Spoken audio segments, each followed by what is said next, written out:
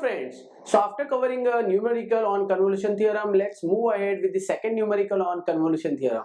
So here I have one function of s which is different than the previous function, and let's see how to find the inverse Laplace transform of that by using convolution theorem. So let's start.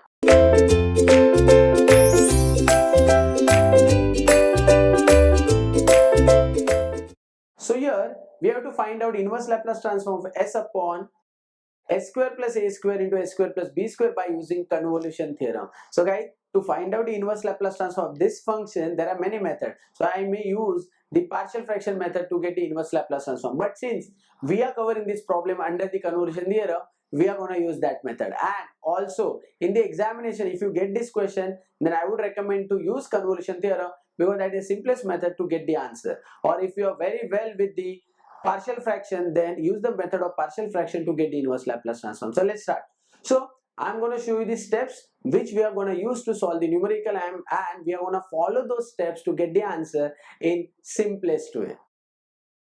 So here on the screen there are steps. So step number 1 is consider the given function as phi1 of s and phi2 of s. So what we have to do is, here in the step number 5 you can see the convolution theorem which says inverse Laplace transform of phi1 of s into phi2 of s. It means in convolution theorem we have a function which is divided into two parts, which is phi1 of s and phi2 of s. So we'll call one function as phi1 and other as phi2. So here I have s upon s square plus a square into s square plus b square. So I'll be considering it into two parts, that is phi1 of s and phi2 of s. So let's start.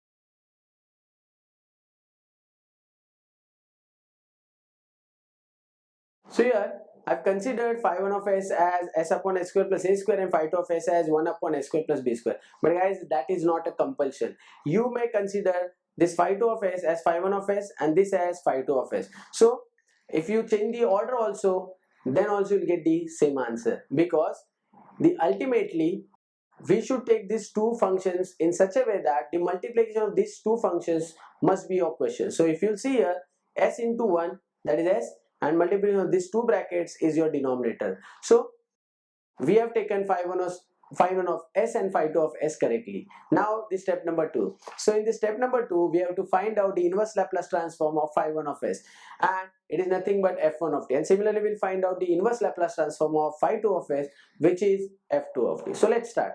So here I'll say, therefore inverse Laplace transform of phi1 of s equal to, so that is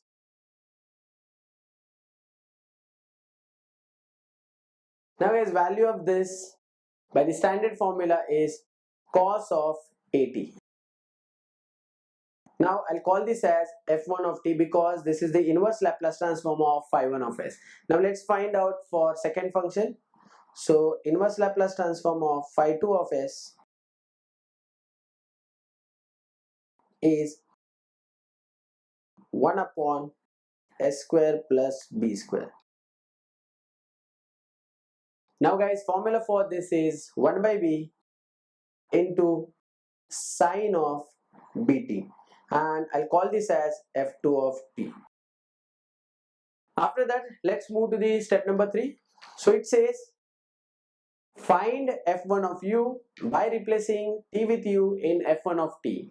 So we got the value of f1 of t. In that I'm going to replace t with u, and then we'll follow the step number 4, in which we'll find out f2 of t minus u by replacing t with t minus u in f2 of t. So we got value of f1 of t and f2 of t. We are going to replace t with u in f1 of t, and we are going to replace t with t minus u in f2 of t. So let's start. So therefore f1 of u equal to, so replacing t with u we will get cos of a u, and f2 of t minus u is equal to 1 by b sine of b into t minus u. So we have replaced this t with t minus u. Now we got both the values. Now it's the last step, that is apply the convolution theorem. So by convolution theorem, the inverse Laplace transform of multiplication of these two functions is given by integration over 0 to t f1 of u into f2 of t minus u du. So I'm going to use this definition. So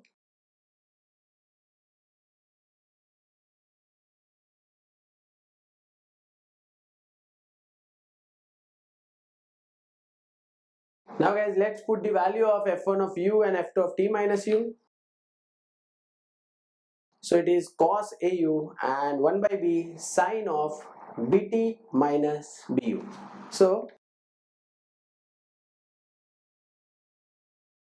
now let's find out the integration of this given function. So here 1 by is a constant, I can take it outside, and we have two trigonometric terms which are multiplying each other, that is cos and sine. And guys, to find out integration of such function, we have to use the defactorization formula. So what is the defactorization formula for cos a into sine b? So guys, I am gonna tell you the formula as well, because I am sure that most of the students don't know the formula. So this is 2 times cos of a into sine of b, and it is equal to,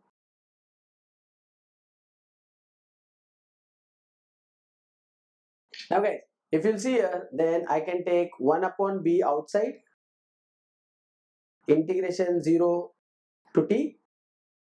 Now here we have cos a, and where the value of a is au, and b sine b, and the value of b is bt minus bu.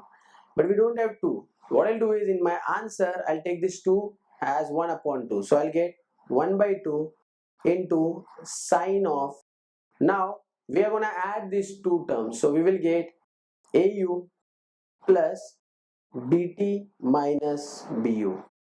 So here we have added the terms.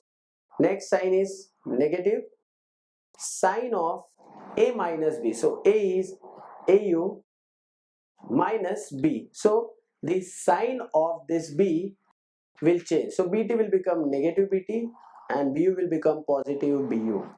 And guys, this is with respect to u. Now I can take 1 by 2 outside, that will become 1 upon 2b, and we'll find out the integration of this term. So it is equal to 1 upon 2b, and here in the bracket we'll find out the integration. Now the integration of sine is negative cos. So we are integrating with respect to u. So this will become negative cos of au plus bt minus bu upon the derivative of this term. So derivative of au is a, derivative of bt is 0, and this is negative b, because we are differentiating with respect to u. Next, here negative sign as it is for sine, again the integration is negative cos, so that will become positive. So we will get plus cos of au minus bt plus bu upon derivative of this, that is a plus b, that is from 0 to t. Now guys, let's put the upper and lower limit. So if I put t here, we will get 1 by 2b. This will become 80 plus bt minus bt, because I am substituting u as t. Now guys, bt and minus bt will be cancelled, and here we will get negative cos of 80 upon a minus b. So this is the value of upper limit, plus let's put upper limit over here. This will become 80 minus bt plus bt, again bt cancel, so we'll get plus cos of 80 upon a plus b. So guys, here I'm giving the square bracket because that is the value of upper limit. Middle sign is negative. Now let's put the lower limit, which is 0. So this will be 0, this will be 0, we'll get negative cos of bt. So minus cos of bt upon a minus b, and here we will get this term 0, this term 0, cos of minus bt, guys, cos of minus theta is cos theta, so we'll get plus cos of bt upon a plus b. So guys, here we got the value for lower limit as well. Now let's simplify this. So this is 1 upon 2b. Now here in the first and third term, 1 upon a minus b is common, so I'll take it here 1 upon a minus b. From here we'll get negative cos 80 in the bracket, and here we'll get minus minus plus cos of bt. So here I'll write in the bracket cos of bt, that is positive, minus cos of 80. Now similarly, from the second and fourth term, we can take 1 upon a plus b common, and here we'll get plus 1 upon a plus b. Now cos of it is positive, will remain as it is, and this will become plus minus minus cos of bt. So guys, here if you'll see, then what I can do is I can take negative sign common from here, so that here I can take this cos of bt minus cos of at common. So here I'll write this term as 1 upon 2b. This is cos of bt minus cos of at as it is. Here I'm taking negative sign outside, so cos bt will become positive and cos at will become negative, so I'm taking it common. So cos of bt minus cos of at common, and in the bracket we will get 1 upon a minus b as it is. And guys, here we got negative sign because we have taken negative sign common, that will become minus 1 upon a plus b. Now guys, let's solve this, which is the last step. So here we will get 1 upon 2b as it is. This will become a plus b. Here I'll write down 1 upon 2b. This is cos of bt minus cos of at, and this will become a plus b. Right for you. Then negative 1 into this, so negative a plus b upon a square minus b square.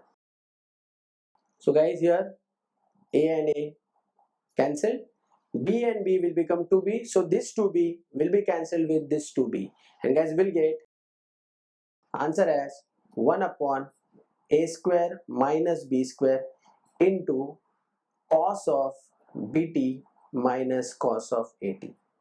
And guys, let me tell you that this is the value of inverse Laplace transform of a given function. So I am sure you understood how I applied the 5 steps of convolution theorem, and I got the answer of that given inverse Laplace transform in simplest form. Thank you very much.